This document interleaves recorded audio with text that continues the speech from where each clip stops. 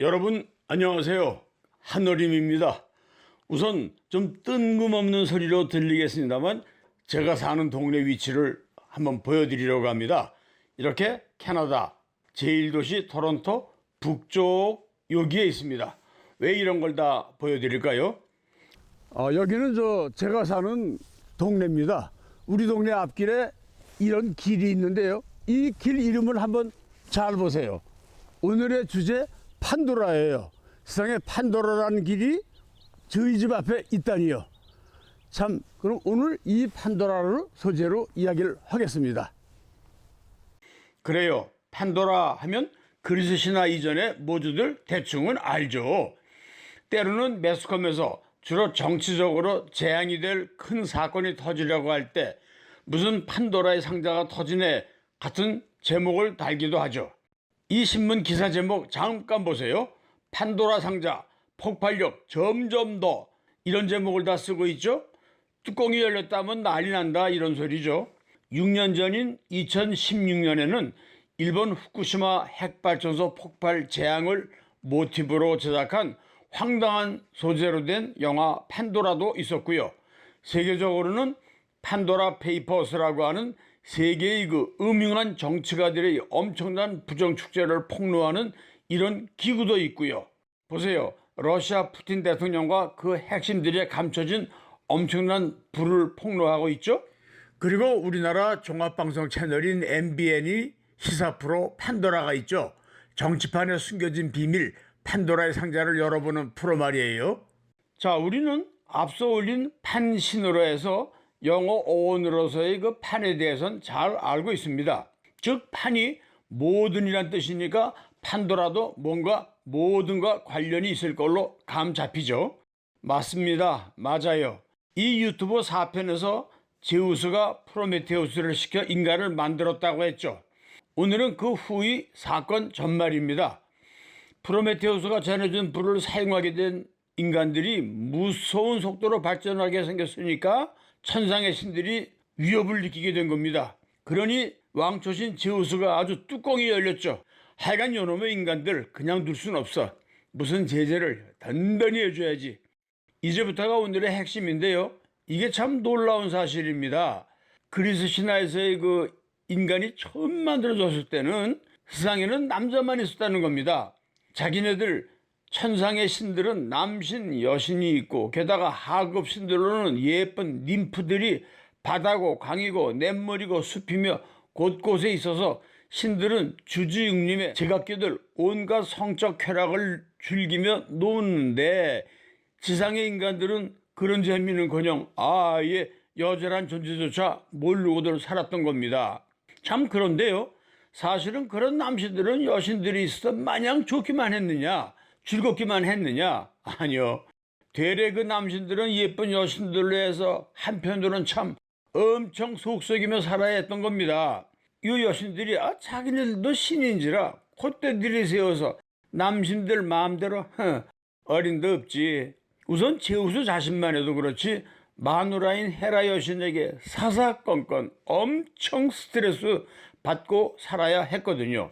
체질적 바람둥이인 제우스로서는 그저 노상 다른 여신들하고 바람을 피우고 싶은데 아내 헤라가 질투심과 복수심에 눈을 새파랗게 불을 켜고 24시간 입체적으로 감시하고 있지.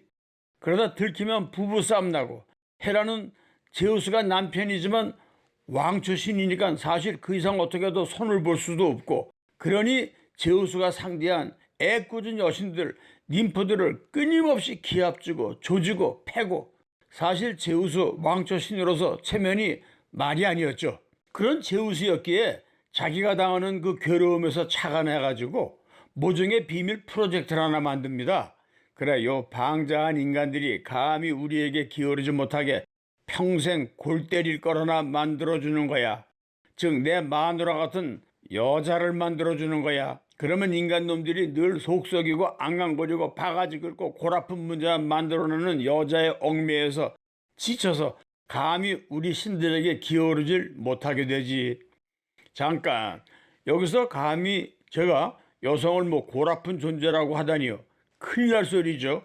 잘못하다간 이 유튜브야말로 제재를 받게 생겼네요. 네, 그러나 이건 고대 그리스인들의 여성에 대한 삐딱한 사상이 신화에 반영된 거라 그래요. 고대 그리스에서는요, 철저한 남존여비 사상으로 남성만이 인간으로서 완벽하다고 여겨서 완벽한 사랑은 남성끼리, 요새 말로 동성애가 일반화되었더랬습니다. 여성은 성적 쾌락의 대상과 아이 낳는 기능만 쳐주고 정신적 사랑의 대상으로는 상대하지 않았습니다. 자, 제우스의 그 비밀 프로젝트 이거였죠.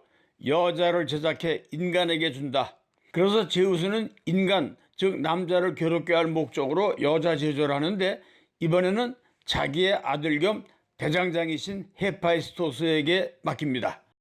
헤파이스토스, 정말 신의 솜씨죠. 잠깐, 여기서 대장장이 신이라고 하니까 뭐 시커먼 연기나 나오고 그 뻘건 화로에서 쇠나 두드려 농기구나 만드는 존재로 생각하기 쉬운데 아닙니다. 그 시대의 대장간은요, 요새 말로 첨단공학 연구소예요.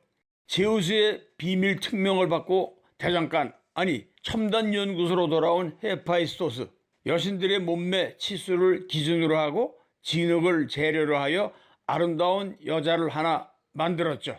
남자들만 있는 인간계로 택배될 첫 인간 여자인데요, 현재로는 마네킹 상태죠. 즉 예쁘게만 만들어졌지 머릿속에는 프로그래밍 된 것이 하나도 없는 고리 빈 여자죠. 이제부터 프로그래밍을 하고 데이터를 입력해야 기계적 로봇하고는 비교도 안 될 사이버그가 되죠. 그런데 헤파이스토스는 그런 사이버그 차원하고는 비교도 안 되게 높은 생물학적 인간을 하나 만든 겁니다. 겉모양이 마음에 든 제우스, 그는 뭘 알죠. 지금 이 텅 빈 여성의 머릿속에 자기의 아이디어대로 프로그램을 해야 한다는 걸. 그래서 모든 신들에게 명령을 내리죠. 야, 모든 신들은 자기 주특기별로 앱 하나씩 가져다가 이 여자에게 깔아줘라. 그러자 제우스의 계획을 알게 된 신들이 저마다 선물들, 아니 앱을 가지고 옵니다. 그리고 제각기 최초의 여자의 머릿속에 하나씩 깔아줍니다. 그럼 봅시다. 뭘 깔아줬나? 우선 직접 여자를 제작한 헤파이스토스는 그녀 머리에 화려한 관을 씌워줬죠. 그러니 모든 남자들이 화려한 미녀 앞에서 맥을 못 쓰고 그냥 조아리게 된 거죠. 전쟁과 지혜의 여신인 아테나는 최고의 명품 패션으로 옷을 입히고 치장을 해줍니다. 외관상 더 이상 최고일 수가 없죠. 그래서 여성들은 자신의 용모를 꾸미고 명품 걸치고 싶어하는, 즉 허영에 차 있게 된 겁니다. 근데 이상하지 않나요? 아테나는 자기가 지혜의 여신인데도 최초의 여자에게 지혜를 줬다는 말이 없잖아요. 그건요, 앞서 제가 잠시 설했지만 그리스 신화 전체에 흐르는 여성에 대한 대접이 이런 겁니다. 여자가 무슨 지혜식이나 이거죠. 미와 사랑의 여신 아프로디테, 즉 로마 신화에서의 비너스는 완전히 죽여주는 교태와 남자를 독작지근하게 하는 묘한 생리적인 기능을 깔아줍니다. 그래서 남자들은 노상 여자 앞에선 흐물흐물해지기에 바빠서 저 높은 신의 경지를 넘볼 수가 없게 됐다 이거죠.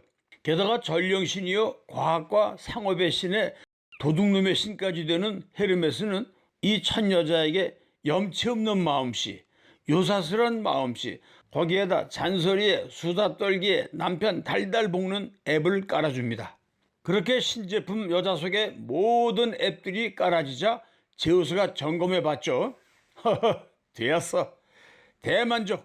자, 이렇게 모든 신들이 모든 선물들로 채워줬으니 이 신제품 인간 최초의 여자를 모든 선물이란 뜻으로 판도라라고 하렸다.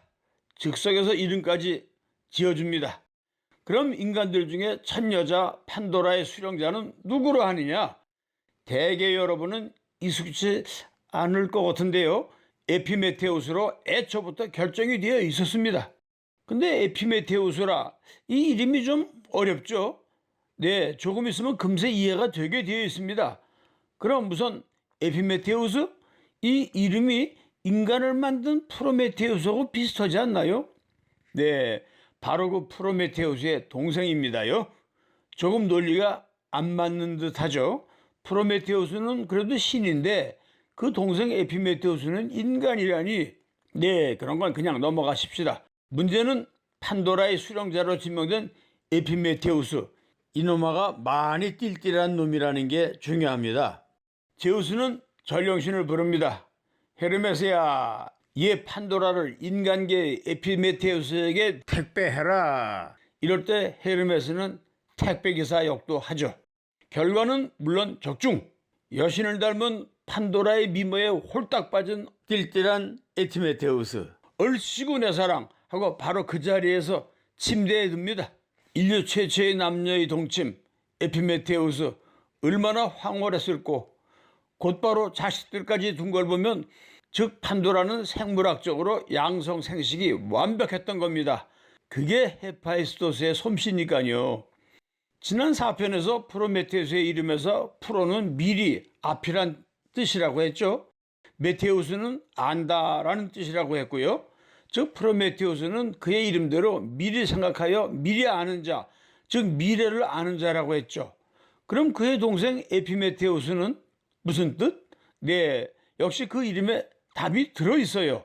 그래서 에피는 위, 표면이란 의미도 있지만 나중이란 뜻도 있습니다. 가장 좋은 예로 공연 등에서 보면 프롤로그란 말이 있죠. 이제 시작이란 말이죠. 그리고 그 나중에 가서는 에필로그란 말이 나오죠. 공연이 끝난 뒤 출연했던 배우들이 무대에 나와 관객에게 인사하는 말을 에필로그라고 하죠. 책을 보면 어떤 책은 첫 장에 시작하는 말, 즉 머릿말을 프롤로그라고 하고 끝에 가서는 맺은 말을 에필로그라고 쓴 경우도 있고요. 자, 그러니까 프로메테우스는 미리 생각하는 자라는 의미인데 반해 그의 동생 에피메테우스는 에피, 즉 뒤늦게 생각하는 자란 뜻이 되는 겁니다. 그러니 띨띨하다는 거죠. 그렇게 제우스는 다 생각이 있어서 그에게 판도라를 줬죠. 자, 근데요, 그래서 또 한 가지 일이 시한폭탄처럼 예정대로 터지게 되어 있는 겁니다. 능구렁이 같은 제우스는 판도라에게 주는 선물이랍시고 예쁜 상자 하나를 주어 보냈던 거죠. 그리고 판도라에게 하는 말이, 판도라야, 이 상자는 네게 주는 내 선물이야. 단 요건 절대로 열어보면 안 돼. 원래 절대로 열지 말라는 것은 절대로 열어보게 돼 있잖아요. 바로 그런 인간, 특히 여성의 심리를 제우스는 다 꿰고 있었던 거죠. 제우스가 어떤 놈인데요? 띨띨한 에피메테우스와 알콩달콩 살림을 차린 판도라. 그러나 매일 그놈의 제우스가 준 상자를 열어보고 싶어 견딜 수가 없네요. 열어볼까 말까, 열까 말까, 열까 그러다가 까짓거 살짝 열어보고 얼른 닫지로 결정. 그만 상자를 살짝 조금 열었겠다. 그러자 그 안에서 마치 기다렸다는 듯이 먼 연기 같은 불길한 느낌이 드는 물질들이 푸쉬 하고 쏟아져 나오더니 순식간에 세상으로 흩어져 버린 겁니다. 그때까지 인간이 사는 지상에는 질병도 없고 고민도 없고 진학이다 취직이다 하는 현대적 걱정도 없고 재앙도 없이 살아왔는데 이때 상자에서 나온 것들이 바로 그 모든 못된 것들이었던 겁니다.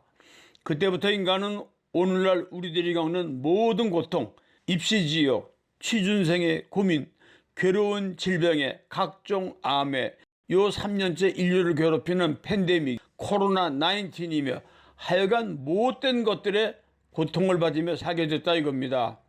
자, 상자 속에서 연기 같은 뭔가 불길한 느낌을 주는 물질들이 푸쉬 하고 빠져나가 순식간에 세상에 흩어지자 아이고 엄마야, 소스라치게 놀란 판도라 후딱 뚜껑을 닫았답니다. 그러나 틀레잇, 너무 늦었어. 다만 희망이란 놈 하나만 굼떠서 미쳐 뛰어나오질 못해 그 안에 갇혀 있다네요. 그래서 뭐 우리에겐 언제나 희망이 남아 있다나요? 그거 하나는 좋은 일이죠. 우리에겐 언제나 희망이 있다는 거. 자, 이렇게 모든 선물이란 의미의 판도라란 말은 우리 사회에서 널리 쓰이고 있지요. 이것은 세계 보석상 브랜드 1위의 프랑스의 까르띠에, 이건 2위의 미국의 티파니, 그리고 이건 3위 덴마크의 판도라, 이건 판도라 보석상 유역점입니다. 그리고 이것은 캐나다의 판도라 보석상 사인, 그리고 그 쇼핑몰 판도라 보석상이고요. 물론 한국 포함 세계 여러 나라의 판도라 보석상이 있죠. 자, 그리스 신화의 재앙과 희망의 판도라 이야기를 마칩니다. 저는 그럼 다음 편을 준비하겠습니다. 감사합니다.